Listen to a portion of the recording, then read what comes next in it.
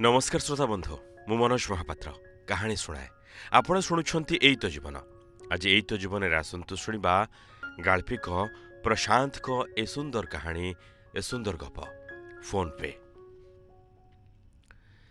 सेदिन office छुट्टी पर मु गोटे चा दुकान पाखरे बसी थाए।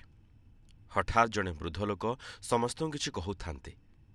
लागुथाय जेमिति से किछि अनुरोध करी कहउथांती जे फोन पे माध्यम रे तांको पुओ को किछि टंका पठेई देबाकू।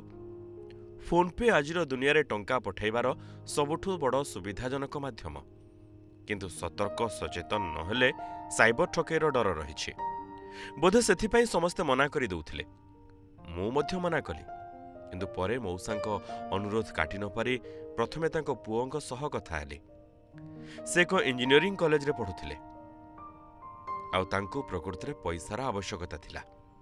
तापरे मौसांक ठारू 5000 टंका कैश नहीं फोन पे करदेली।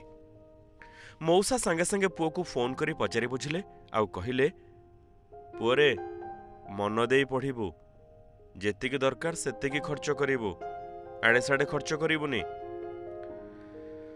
फोन काटिबा परे मौसा मते खुशीरे कुंढेई पकैले। पचारि बुझिबारु जानिली मौसा जने दिन मजुरिया।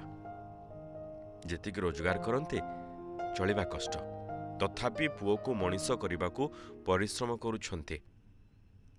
तांका कथा शुणी मो आखिरे लुह आसीगला।